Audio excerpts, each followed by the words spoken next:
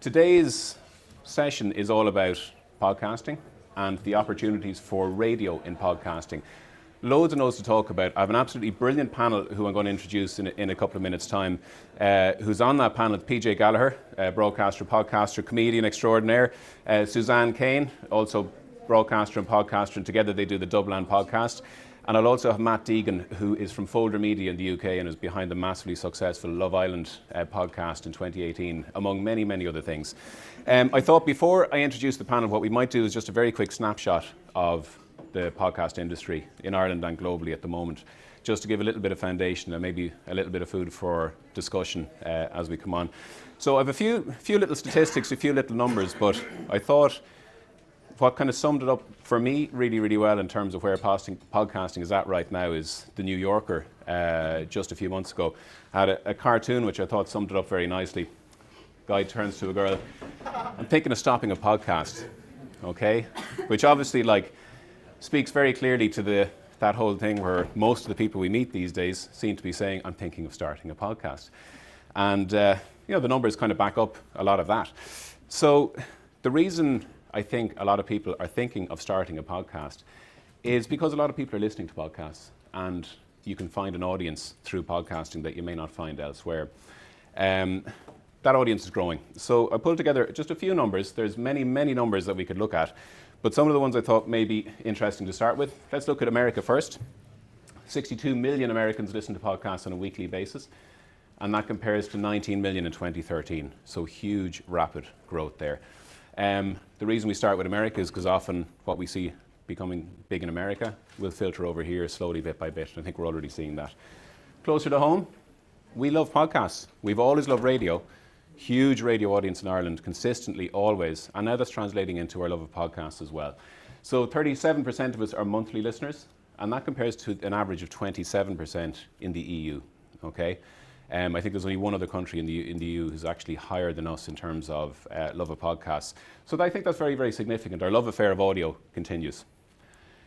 Thirdly, let's look at the audience. Break it down to the younger audience. 18 to 24-year-olds are the biggest consumers. I hate that word consumers, but let's just say listeners of podcasts in Ireland, which is a 68% increase on 2018. Okay, very, very significant. And obviously, next generation of audience, next generation of listeners are the ones who are really feeding into that. So it's a very interesting place to be. Advertising spend. This is very significant. In 2018, $480 million spent on podcasts, advertising, sponsorship, etc. Next year, PwC is forecasting that it's going to be $1 billion. A lot of money. Obviously, that is being fueled by the numbers to a large extent. As it grows, people want to start experimenting, throw money in, see if we can get our brands in front of those listeners. But also, it's because of who is listening to podcasts. Okay, so quick little snapshot of the podcast listener. They tend to be younger, more educated. They earn and spend more than the general population. Okay, many, many studies have shown that. So you are reaching a valuable audience. Okay, put your brand in front of this audience. Chances are it's going to work. Secondly, the engagement with the content is incredible. Many studies done to show the consumption rate and the engagement rate with audio versus video. Okay, it's huge. You can't watch a video when you're washing the dishes. You can't watch a video properly when you're on the treadmill. Well, you can. I tried it once and I fell right off. I can't do two things at the same time. But there's so many things. As a bunch of radio people, we'll totally understand that. It's a companion medium, just like radio. It's audio. You can just do stuff. Audio, I always describe it as video and written content is very selfish. It says, no, you sit down now and you just give me 100% of your attention. Otherwise, I'm no good to you. Whereas audio says, no, I'm sound. I'm going to come along with you on your busy day. And God knows we're busier than ever. We certainly feel like we're busier than ever. So we're washing the dishes, going to the gym, walking the dog, commuting, waiting at the airport. Podcasts, radio, it's all the same. We will take care of you in a companionship way. And this is very, very interesting. The podcast listener, and this is even more than the radio listener, and they've done neurological studies recently, the BBC had an interesting one, far more open to brand mentions, far more impressionable to brand mentions. Okay, the audio thing is part of it. When you're kind of doing something else, you don't feel like you're being sold to, like if you're watching a video that's very much a marketing thing, whatever, you're sort of a little bit on edge or you're a little bit on guard. Whereas when you're washing the dishes, walking the dog, you're a little bit more open. But even more so than radio when it comes to podcasting. And I think that might be part of the intimacy that has always been there. There's been a particularly intimate relationship between podcasters and their listeners. Something that radio is already doing, but has an opportunity to grow as well. And then thirdly, let's look at what's happening in the market. That is not me. That is Daniel Eck, who set up Spotify. God, I wish it was me. So he opened the checkbook there last year in a very, very significant way. So Spotify has basically said, we're throwing the kitchen sink at audio. I got out the checkbook. They spent almost $1 billion, $750 million on podcast companies over the last year, which is incredible. The last one recently was Bill Simmons's, who was with ESPN, Ringer Media, was it the Ringer? And spent a couple of $100 million on them. Bought Gimlet Media, which is a branded podcast company. Anchor Technology, a couple others. So they're really backing it. They see the future of podcasting and they're really investing in it. Secondly, Google made a very, very big move last year and made audio a first-class citizen for search. So basically, if you type something into Google, up to now it's been ranked on keywords, imagery, video. Audio was never part of that. Now audio is part of that. So for brands, for companies, there's a real incentive to have audio attached somewhere in the back end or the front end to your offering online, because now it boosts your SEO, and that's very, very significant. And they also boldly said that we plan to double the podcast audience globally, I think by next year. They're probably a little bit behind, but generally when Google put their minds to something, they make it happen. There's a lot of money there. And just closer to home, just this week, we see Luminary, a podcast subscription service, launched in Ireland. And they said this is because of our rich history of storytelling and growing podcast listenership, which is very much the case. Acast opened its Irish operations, I think late last year. So Ireland is being seen as a place, they're recognising the growing audience, they're recognising the opportunities, and we're being seen as a place to invest money in. So companies, big companies, big industry are putting big money, and they're backing podcasting as well. Okay, so I think all of these things combined show that there's real value, there's a real opportunity. Podcasting is not going away. All the indicators are showing in that first slide, they're growing. The graphs go like that. No indication that that's going to stop. It's something we can talk about, guys, in the panel. But there's real opportunities. I mentioned at the start that, everyone's saying that, I'm thinking of starting a podcast. Everyone can start a podcast, but that doesn't mean everybody should. There's an awful lot of nonsense on Apple, on Spotify. There's an awful lot of crap, okay? But I'll tell you who should start podcasts, and that's people who work in radio. That's the radio industry. We have what I call an unfair advantage, okay? If Jimmy and Johnny decide to start a podcast tomorrow, they're starting from ground zero, okay? They don't have established channels, they don't have an audience, starting from ground zero. Radio has an unfair advantage, okay, in a really positive way. First of all, nobody else does audio content better. We have been creating powerful, engaging audio content for decades, for centuries. It's not centuries, is it? A little over a century. I should have done the numbers on that. But we do it better. Some of the biggest podcasts in the world have come from radio companies. Serial, S-Town, they're radio stations. Gimlet Media, who Spotify bought for $250 million, that was set up by a guy called Alex Bloomberg, who was a radio producer, an NPR. Radio people do it really well. There's a lot of crap out there, but we know how to create audio content, we know how to create shows, we know how to bring people in from the start and keep them listening. That is our job, okay? And it's really important that we understand that we're in we're so further down the tracks than a lot of people who are starting podcasts. We already have a highly engaged existing audience. As I say, we start a podcast tomorrow, you've got nobody. Radio stations have hugely engaged large audiences already, and it's just a case of leveraging that, giving them more, showing them even more innovative content. And it doesn't have to be reinventing the wheel. It doesn't have to take huge resources. Again, something I want to talk to you guys about in a couple of seconds. But it's already there. And thirdly, powerful channels to promote your podcasts. The radio station. iHeartMedia, who's a big radio network in America, who also, they've just got into podcasting in a big way. They're buying up a lot of companies as well. They are using their existing powerful channels, i.e. their radio stations, to promote their podcasts. I think they've spent they've parked equivalent of about 700 million worth of promo space on their stations to promote their podcasts. They're also now starting to play their podcasts at different times, in much the same way as you might play a sound and vision documentary on your station at different times of the year. They are doing that with podcasts. Okay, so there's some really interesting stuff happening. It raises a lot of questions. Okay, what kind of stuff do we create? How many resources do we give to it? Do we have the resources? How are we going to monetize it? If we let PJ Gallagher at it, how much is he going to curse, and is that going to be a problem? And many things I want to talk to about with you, PJ, and with Suzanne, and with Matt. So guys, if you'd like to come up to the stage and welcome. So Suzanne Kane, PJ Gallagher, and Matt Deegan. Thank you very much, guys. Are you all comfortable? Yeah. Yes, very good. Okay, let's kick things off maybe with yourself, Matt, with it's a very easy question, but maybe not a simple answer. Okay. What is driving the growth of podcasting? Consumer choice. So digital media, internet, websites, mobile apps, people's desire to download content comes from a world in the 70s, 80s and 90s where distribution and content was limited. As radio broadcasters, I'm a radio person, we were really lucky. We had this big barrier. No one else had FM licenses or TV channels or anything. And we were very successful. And I think sometimes we assumed our success was down to our amazing content, whereas some of it was actually down to the fact there were these big barriers to entry around licenses. So you take that away and you suddenly realise consumers have always wanted more content, broader content, something that talks to their interests. And I think with something like podcasts, where they're personal items, they're things that are mainly listened in headphones, delivered for free on phones that everyone has, with pretty much universal broadband and 3G and 4G coverage. It's that matching of consumer desire with the changes in platforms.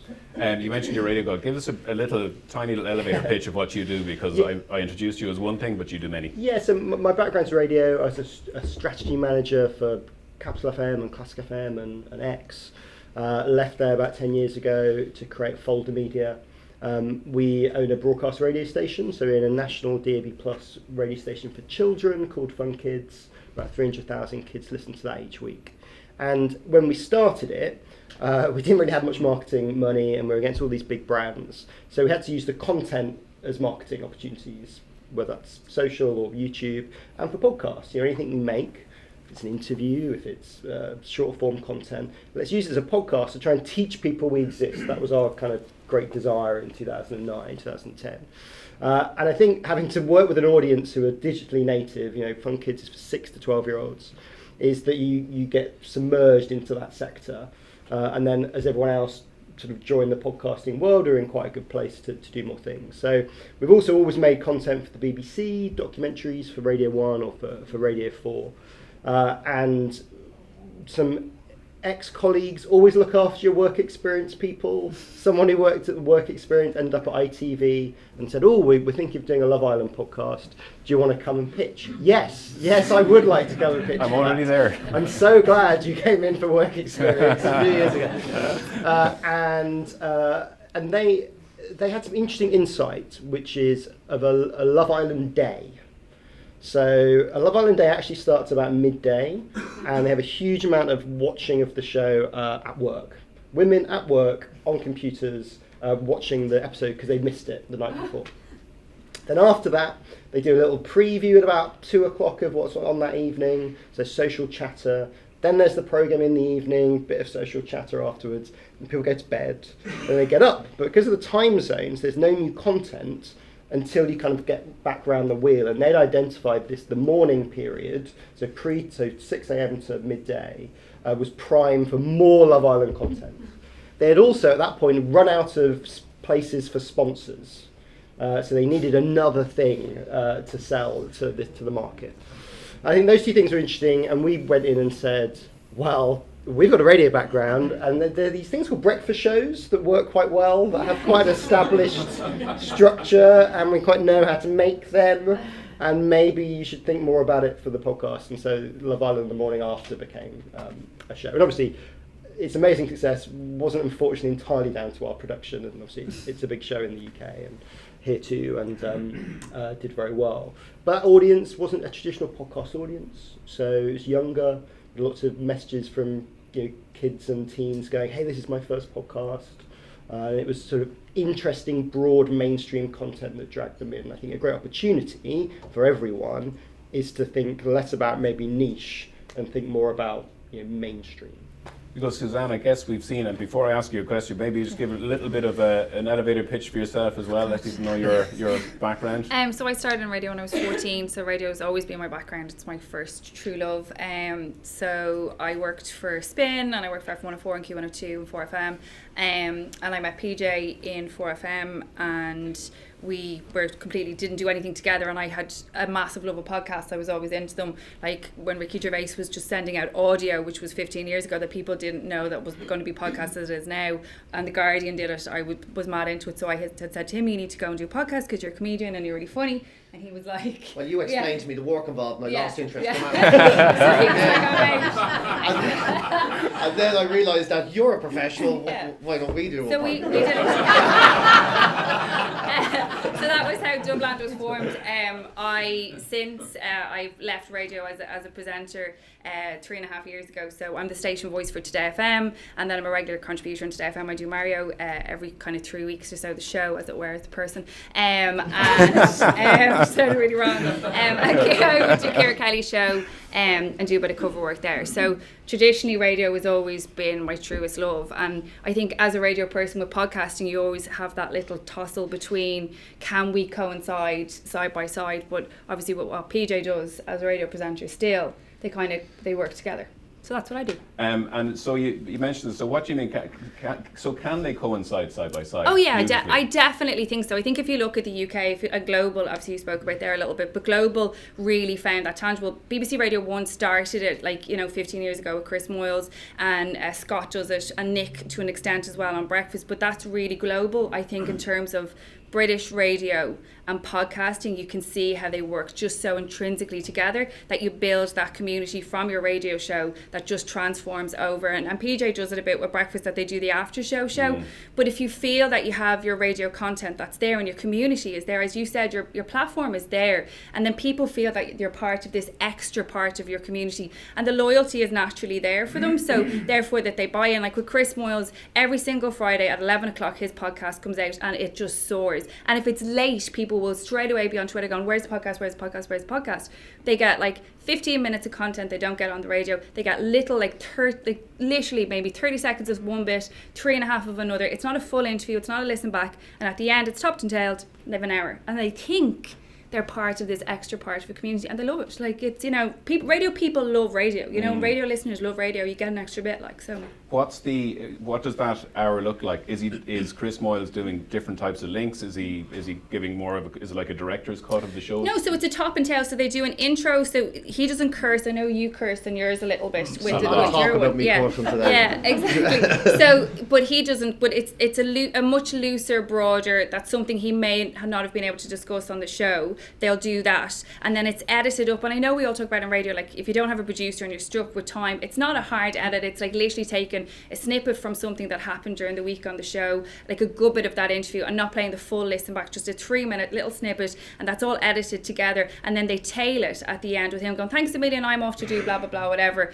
and then it's finished. Do you know, that kind of way? But that, where we traditionally in radio always go, if you want to listen back, you can go online, and that drive kind of isn't there. People want to feel that they're getting a unique experience, and that the podcast drives them to do that. So, and again, that they're still part of that radio show, because you might necessarily want a whole 15-minute interview unless you're really into, News Talk saw big rises in that because of obviously the election, so people wanted to take and consume as much information as they could. But just as a general loyalty towards your brand of your radio presenter, you want the best bits of, say Fergal Darcy has a little bit of an interview, with Anne-Marie, you want to get those 3 minutes of that great little bit of audio and a bit of Fergal, and then you move on because you've no music in it. So that's what they tend to do. And Global, across the brand, I'm sure you'll agree, Matt, they do it really well. And it is a good one. So in Irish radio, there's so much potential there. But I think we still wrestle with the idea of that podcasts are kind of against us, or are they with us, or should we merge the two of them together, Well, PJ, you're a perfect example of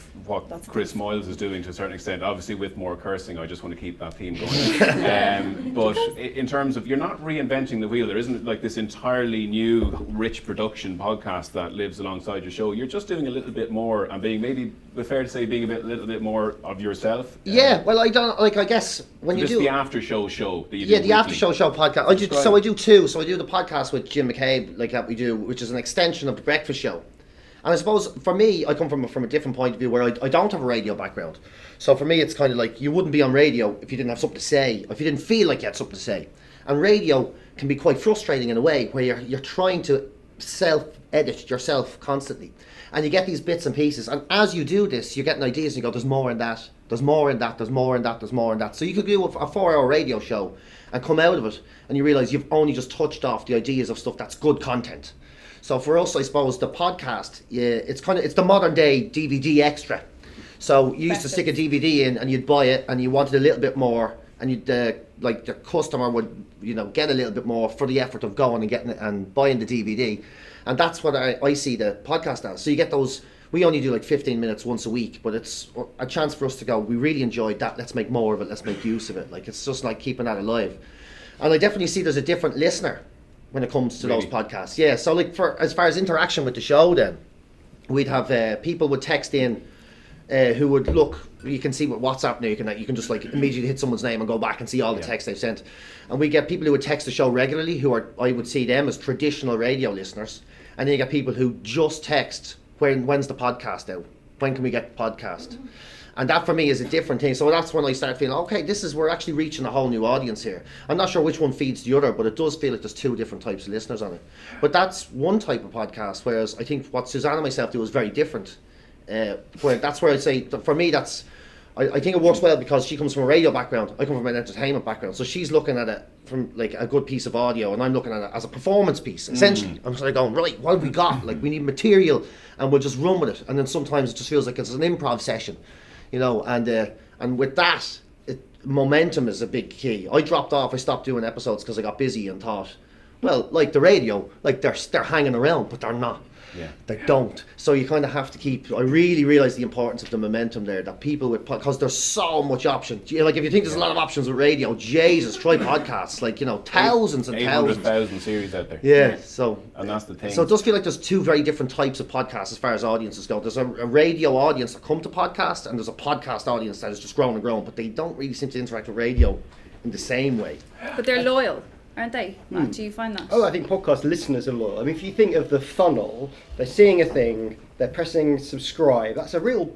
It's not a thing caught in the background. You've chosen to press a button. You then get a new thing every week. Again, you're choosing to press play. I mean, that's super engagement compared to what we program on the radio, which is recaps and resets and not too long and all that. It's a different kind of thing. I think there's a danger on the radio end. I think what these guys have been saying about their radio podcast shows are very extra to the program. Listen again is second class. Listeners. You think about the words around listen again and catch up. It's all quite negative things. It's like a thing that's happened. You can go back and see the thing that's happened. Whereas actually, if that's repositioned as it's a sixth weekly breakfast show, it's us talking about the week, provides new context for it. And I think if you look at the charts, traditional listen again, catch up in podcast charts are down the bottom.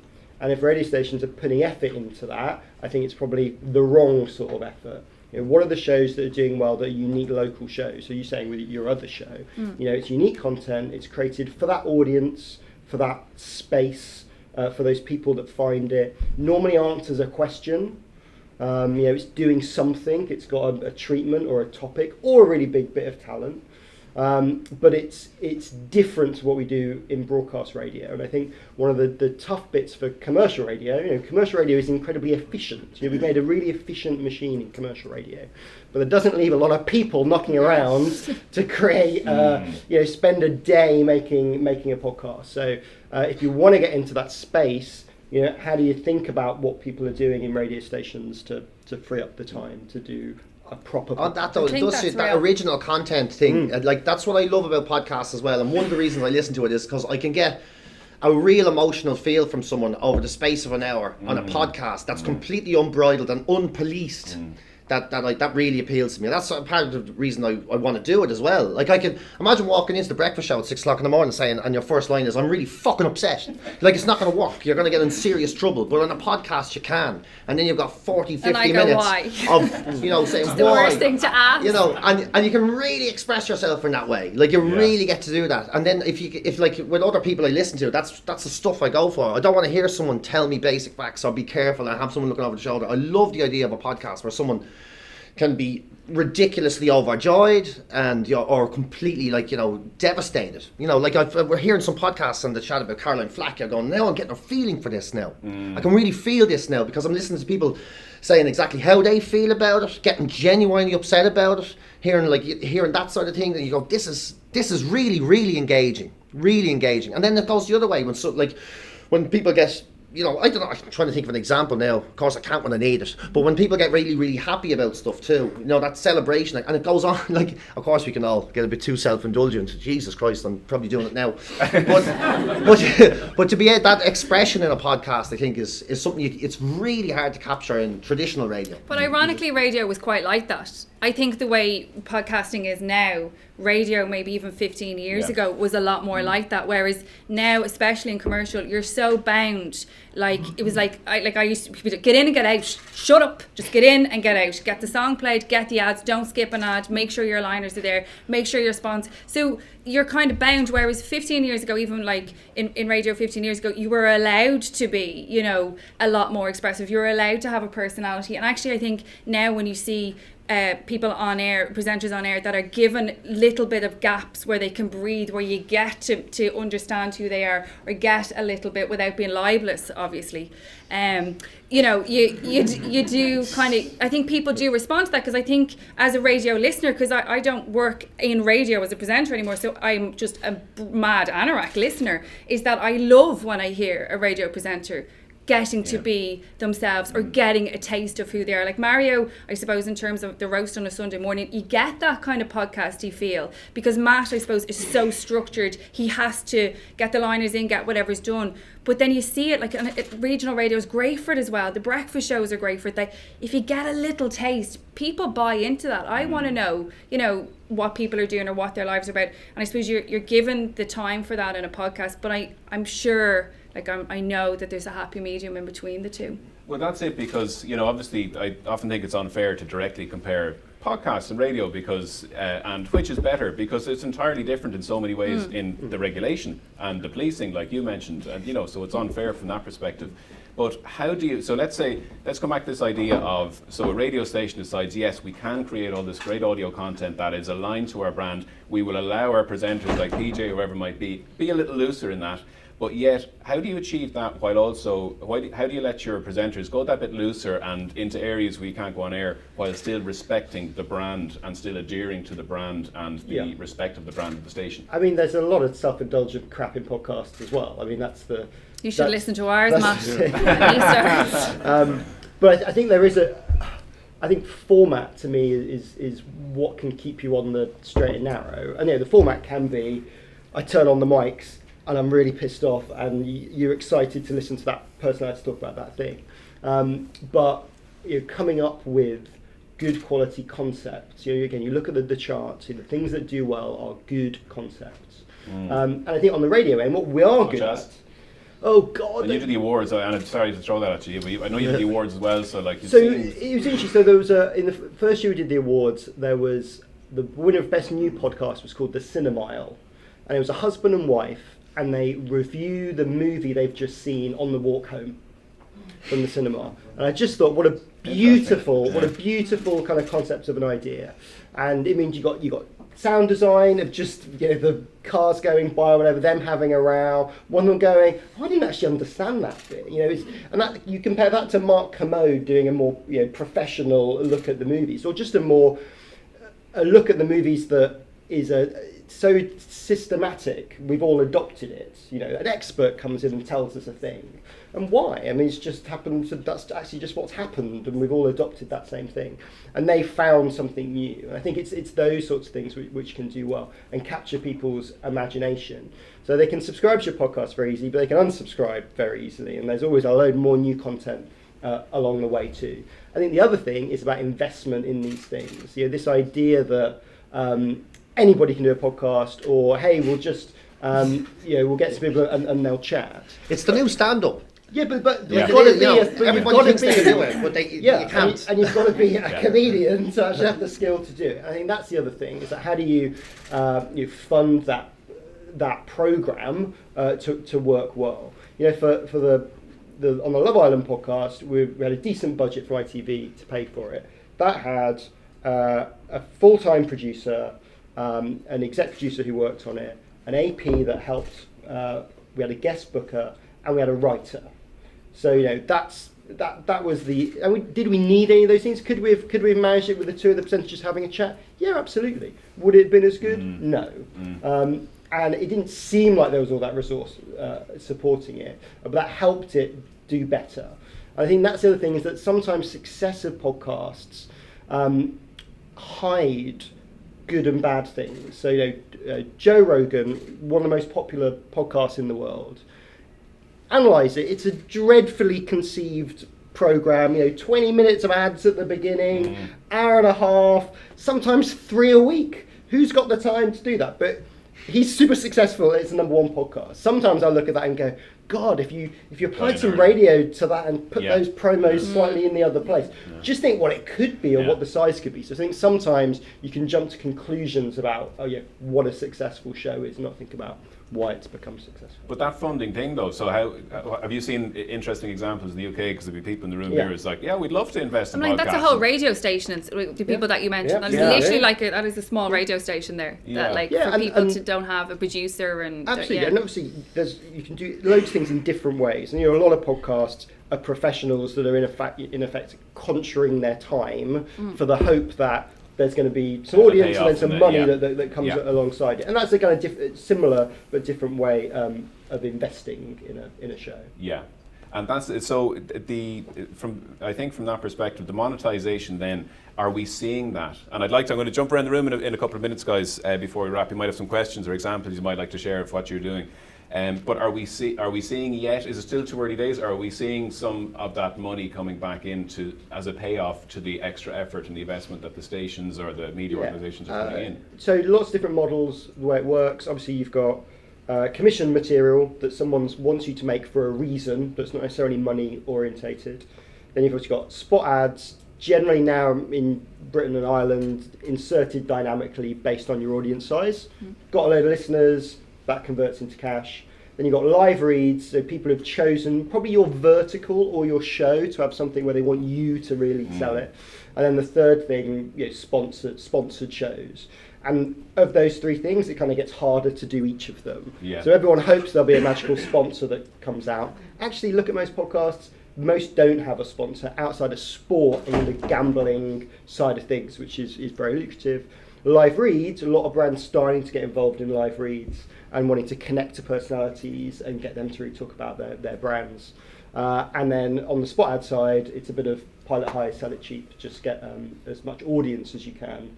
And then the ads will flow from companies like Acast or Communicor's product here and DAX in the UK. But I guess there's also a value add down the bottom there. There's a value add to your current sponsors, your current advertisers. So you say, well, look, you can have the radio audience, but look, we have this extra product as well. So maybe it's a retention. But the trick is for the salespeople in the room is to not give it away for free, because they'll always expect to get it for free afterwards. It's a premium product. These are super engaged audiences. They're your P1s from, if it's a radio spin-off, that really bloody love you. There's also another group of people who don't listen to the radio station, so it's new reach. Yeah. So that shouldn't be a thing we throw in to get a sponsorship renewed. Guys, any questions at this stage? Anything you'd like to ask the panel? Yourself? Question from Matt around App Store optimization. You all spoke about the opportunity for new listeners on podcasts. How important is App Store optimization? Because I think there's huge gaps that podcasts can fill if they get their optimization right, and Ian's already spoken about how Google is changing and putting audio as first. So pay a bit of money to get some decent artwork. People are scanning through and looking quickly. Does it describe what your podcast is in image and title? There's a lot of clever names where you go, oh, that's a really clever name for our podcast. If someone doesn't know you, can they tell straight away what your show is? Or, spend a load of money on marketing and brand building to teach people a thing exists, or have a load of social media audience that you can explain to people what your podcast is. But if you don't have all of that, is your title and your imagery good? Episode images as well as channel images are more important. The new Apple update uses services episode images, as does the new Spotify update. So if you've got an interview, make sure that episode image has a big picture of that person. So if someone's searching the person, they then see a nice image there that you can go in. Longer descriptions. I think we're so excited to have finally finished editing the bloody thing that we'd type one line in the description. A lot of that surfaced in Google and the other places. Give them a good 2 or 3 paragraphs in there as you can. Apple's now have host and guest metadata. It's a bit of no one's entirely sure how to actually get the bloody things to work. You talk to Apple directly and they say, they send it to this email address and a magical thing sometimes happens. So have a look at what other shows are doing. Colours in imagery, crime, red and black has a certain colour. Do you pop on that screen? People imagery. I think there's a lot you can look at in the stores. Any other questions? Question around around the commercialization of the content and the trend towards presenter endorsements. How do you guard against that compromising someone's integrity if they're suddenly trying to squeeze in some reference to a product? That's probably an interesting one for We Dublin. don't do live reads on Dubland. Why's that? Because with the people that we're with, they don't have them at the moment. But we have been contacted. I know you. That's the way I prefer to do it. To be honest, I prefer to do it because at least then you've got total control over how you create it. Then so So instead of someone saying, "No, we need it this way," and this is the I think Bill Burr does live reads better than anybody, where he literally makes his own jingles and sings them and takes the complete piss out of the product he's dealing with. Like he sort of advertises the product by taking the piss out of it in a weird, like he has MeUndies as one of his sponsors, and it's literally underpants, and you would wonder, how am I going to sell underpants without with any credibility at all? And he just sings a jingle going, MeUndies, no more sweaty balls, and that's what he does. And you go, oh, okay, he's got it. So he's just grabbed something on his underpants, made a jingle, and he takes the complete piss, and then everybody that listens to the podcast, and I guarantee you, turns off that podcast and watches him for the day going, no more sweaty balls. So I think if live reads, with that total control, and if you just make them your own, it's probably, that's the way I prefer to do it than having, because the amount of 30 seconds, you hit the 30-second button in your podcast, like every time I hear an ad, I'm get rid of that fucking thing. We have been offered sponsorship though for our podcast, but I knew you were going to say that. I had to bail out at the last and also like that you're saying about being compromised is that, so when we sat down to have a little bit of a conversation, it was a bit like, well, you may have to rein this bit in, and we went, well, that's what the podcast is. So that's why it's got its audience. So that's why we do what we do. So it's either you come all in or you don't. So that was where we are. We did get offered quite a big sponsorship deal, but Peter took 2 weeks off. I saw Mike months later. I think that's beside the point. So I share it with the group. That was how we kind of got around with it, I suppose. And then if it is your presenters, ask them, like, do you want to do incontinence pants or not, really? Do you know what I mean? Are they cashed in or not? Some of the American podcasts, in particular, I think do it wrong in that you're listening, and then we'll be back after these quick messages. And Oprah does that already. You get three, and you just... It breaks the intimacy. It breaks the intimacy. It breaks the rhythm of the whole podcast, where the podcast I listen to with the live reads in them, they for some reason I find it totally acceptable. I just while we're going on with the story, I'm just going to let you know that we're sponsored by Serial did MailChimp. They had a jingle at the start, and then they would mention it. Just remind everyone we're sponsored by MailChimp. You can place to source all your emails. I only know that because of that podcast, and you would stick with it because I don't know, it didn't break the consistency of that voice. Yeah. So I think listeners don't mind live reads because they understand what's paying for the thing they're listening to. You know, this is an audience that understands the way of the world, and also they want your show to keep existing. And I think they support advertisers that you have chosen to endorse more because the presenter clearly thinks it's fine. You're paying for the stuff you like for free. So I think it's an even deeper connection. One more question. Can I just ask a supplementary on that? Sure. Do you think podcast listeners would tolerate being then pushed on the notifications about the commercial message that's been referred to? So if there was some sort of tagging or notifications that goes to devices to actually drive home that commercial message at that time, or would that be too irritating? I think it's hard for the because people are on podcasts and those different devices to hook up that tech. But I think if it's a multi-platform campaign, so you were tweeting about the product afterwards, going, "Hey, I mentioned on the show about the thing. Here's the offer code," and maybe that's a WhatsApp message group or something like that. Again, I think they know it's advertising, and there's always a little bit of annoyance value in there. But again, you've established the connection with the audience, and they trust you, and you can take that to a certain level to push those things and do more with it. And I think if someone's sponsoring your podcast, they're kind of sponsoring you as well. I mean, they're sort of it's a and they're very loyal. movable feast. Yeah, they're like, even that, like with us, they're like, "Do you want to start like a Patreon that we'll start giving you money?" And we're like, "We're okay for that at the minute, but we'll give you." But like, because they're subscribed into the podcast, they really like it. Like we have a really loyal follow. Bond, so it is a bond. Like you say, the early days of radio as well. Yeah, and there's a yeah, lot and of that. I think radio listeners are very much the same. Yeah. You know. Time for one more quick question. Do we have one? Yeah. Just listeners to radio are used to the highest possible production standard, so the best mics, a soundproof room, theme music, whatever. So how important is that in podcasting, given that it's more informal? Because studio space can be limited in a radio station. Not everyone has access to one, so just curious to hear your thoughts on that. I genuinely, I think it's really important. Yeah. I really do. Like they want to sound like they're in the room with you. I think like it's so, especially now with the options out there. Like you listen to this, if you get one podcast, you'll only remember the ones that you hear badly. You know, there's so many podcasts out there that someone will buy something.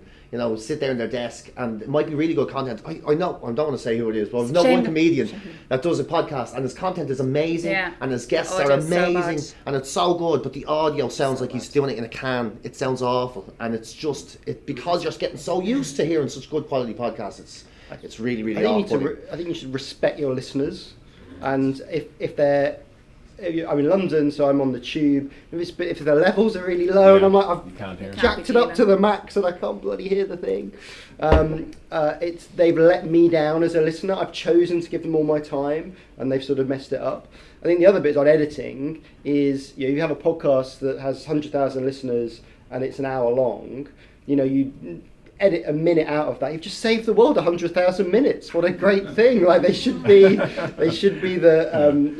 the right kind of content. And I think just like radio and other platforms, you shouldn't waste your consumers' time. But there's places now where you just go and make podcasts. You know, that's the thing as well. It's like like the Head Stuff place, the podcast studio we go to, and I can't remember the name of the other Collaborative Studios, but and Shane, it's just podcast specific. So, but if you're in it, like even if you're in a station, like, do you know what I mean? You can book can you book the studio for that 15 minutes after the show for whatever it is. Like, and I know we're all.